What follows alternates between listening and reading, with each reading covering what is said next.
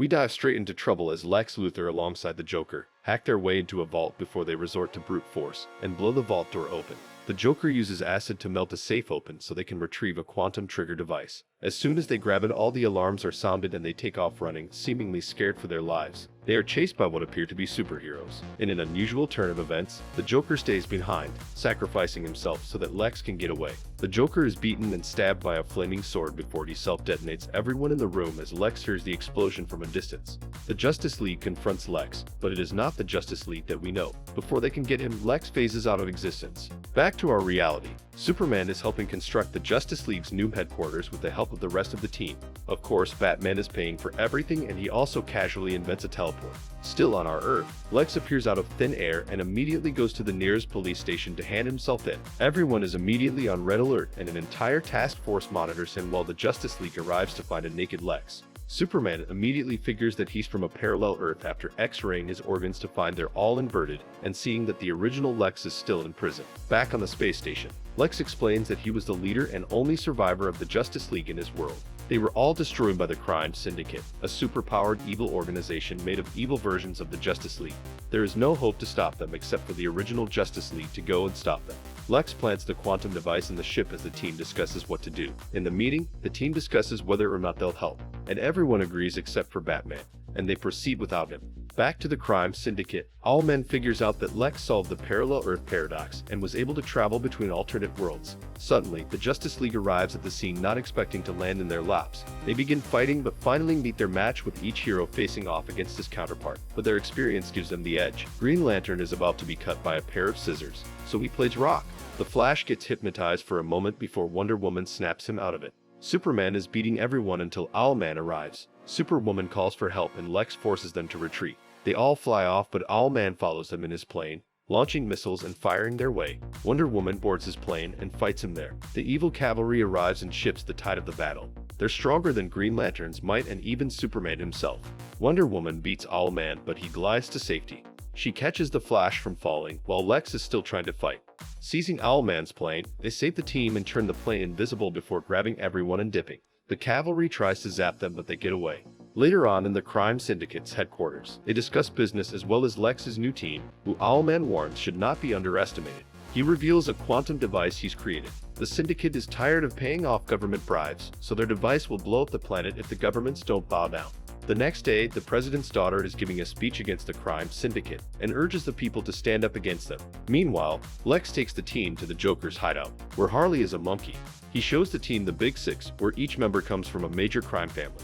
Ultraman is the ultimate boss, and made men are given superpowers to serve as their lieutenants. Lex coordinates a joint attack, but Superman refuses to follow and comes up with a plan himself to divide their forces. Meanwhile, Owlman continues to search for the quantum trigger and manages to come up with a device to travel between Earths. While the Syndicate is conducting an operation, the Flash interrupts them and crashes the party. Green Arrow, or in this case Red Arrow, attacks him but the Martian Manhunter turns into a python and crushes him until an evil Black Canary starts screaming at him. To shut her up, the Flash grabs her and throws her in the water. Martian Manhunter destroys their ship and everyone else abandons it. In their second coordinated attack, Wonder Woman and Green Lantern arrive at a factory and she throws a truck to begin destroying the factory. The evil Wonder Woman confronts her and momentarily beats her to the ground. Green Lantern finds her but Wonder Woman refuses to let anyone else deal with her evil twin and delivers the smackdown on her. As they leave, they are watched by the evil Lantern from a distance. The following morning, Superman and Lex go and call out Ultraman but they are met by an evil Jimmy Olsen. They handle him and send out a signal to which Ultraman responds. Lex takes him on, but he is no match for the evil Kryptonian. Ultraman reminds him who he is before Lex whips out blue kryptonite, which is the only thing that can hurt him. He quickly beats him and the people rejoice as Ultraman is taken away in chains. Their celebrations are interrupted as they are taken to meet the president. The president, who is Deathstroke, is upset over their actions because he doesn't want to upset the Syndicate. They argue over the release of Ultraman until the president's daughter tells him to grow a backbone. Superman urges him with wise words to be brave, and the rest reaffirm that they will not stand down. Meanwhile, evil Flash is assembling Owlman's equalizing bomb. Superwoman catches Owlman's intentions of detonating the bomb regardless of what happens to destroy the world. He explains that since there are infinite Earths, life is insignificant on all Earths. Since Earth Prime is the original Earth, destroying it will destroy all reality and give his actions meaning. At the White House, the president warns his daughter of speaking out against the Syndicate, but she looks down on him. Ultraman crashes the house to threaten him and his daughter, reminding him that he killed the First Lady when she refused to stay quiet. He belittles the president and tells him that he has an equalizer of his own before flying off. Meanwhile, Owlman finds the quantum trigger and sends Superwoman over to retrieve it, but Batman is there. She arrives with 3 of her made men, and Batman immediately confronts them. He takes out the men before Superwoman destroys his suit. They corner him, but he teleports over some help. They take out the made men again, and Superwoman runs to grab the device as the made men prove to be a tougher challenge than they thought. Batman watches her as the fight continues in the other room. Black Lightning uses an exposed cable to power himself up and destroy the last of them. Batman sneaks up on Superwoman, but she's way stronger than he is. As she teleports back, Batman dives in after her and tags along for the ride, but he's now in enemy territory. Meanwhile, the president's daughter is still speaking out against the Syndicate. The Red Arrow targets her in an assassination attempt, but Martian Manhunter saves her and confronts the Arrow.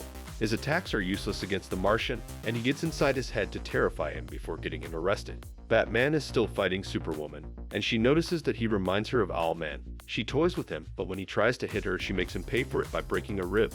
He resorts to using anesthetic gas, which knocks her right out. She later wakes up restrained, and Batman confronts Lex about the device he's been hiding at their headquarters. Lex explains to them that the device could destroy the planet, but Superwoman comments that they're thinking on a small scale. At another Syndicate meeting, they stress that the people in law enforcement aren't scared of them anymore. One of the made men interrupts and hands Owlman the trigger that they found. While the multiverse is about to be wiped, Martian Manhunter leaves everything to go and spend time with the president's daughter. He claims that their minds are in tune and are fit for each other. Instead of kissing her, he shows her his entire life and sees hers too soon. The Martian says that he needs to know the Syndicate's hideout, and she replies that she can get this information out of her father. Turns out that their base is on the moon, and the Syndicate assembles the quantum bomb. The Justice League fly their way to the base. They get inside, but it feels a little bit too easy. Suddenly, they are confronted by the Syndicate. The quantum bomb gets armed, and Superwoman gets loose in the confusion. Superman takes out the evil Lantern, and a fight ensues between everyone in an all-out brawl. The Flash saves Batman from the evil Flash, while Batman takes on Owlman, and the Lanterns have a creativity battle. It is a battle of mirrors. The good guys beat their evil counterparts, except for Superman, but he is able to get the drop on Ultraman. Lex wakes up and tries to override the bomb but fails. Batman and Owlman continue to fight until Batman is taken out and Owlman locates Earth Prime and goes over it with the bomb. Lex explains to everyone Owlman's true plan of destroying reality, and everyone stops fighting. Although Batman tracks his coordinates, he needs someone fast enough to vibrate at super speed to open up a portal. Of course, the Flash volunteers, but Batman tells him that he's too slow. I volunteer as tribute! But the evil Flash can do it, although it might be dangerous. The Flash is insulted as his evil version is the one holding a vibration speed until they open the portal. Batman goes in after Owlman, and Owlman explains that all branches of the universe originate from this Earth. Man and free will are the cause. He explains his desire to choose the only free choice: eradicate all the universes. They fight again, but Owlman is too brutal. Batman tries to get the drop on him, but he's too fast. In a last-ditch attempt, Batman tries talking to him, which distracts him enough for Batman to get the drop on him. But Owlman just keeps coming back. Finally, Batman counters him and ties him to the rocket, sending them away to a useless dead Earth, where there is a huge explosion, and the planet explodes. Batman returns and tells the evil Flash to stop vibrating, but he is horrifically aged. Everyone feels sympathy towards him, but Batman knew that this would happen, which is why he lied to the Flash about not being fast enough. As he dies, Ultraman is still hostile towards everyone. Martian Manhunter brings in the Space Marines, the perks of being with the president's daughter. Ultraman is taken in, and the president thanks them all. Later on, Martian Manhunter is still busy, and Wonder Woman urges him to stay in this universe, but he refuses to do so. Back on our original Earth, the Justice League comes back, and Wonder Woman keeps Owlman's plane as a souvenir. More heroes have joined in the League, and the universe is safe for now. This was one of the earliest stories to implement parallel universes and different Earths. Way before the obsession with the multiverse that we see in every movie today. Way before the MCU or all modern stories. This movie became an instant classic, giving us the fan favorite Owlman. Although he is a villain, most people love the character to this day and would love to see more of him in the future. Well, this brings us to the end of today's video. Don't forget to leave a like and subscribe to our channel to get more videos like this one. Your support helps us grow. And tell me what you think about this film.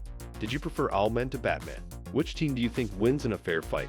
Let me know in the comments below. I read all of them. And if you're watching till now, thank you. I'll see you in another video soon.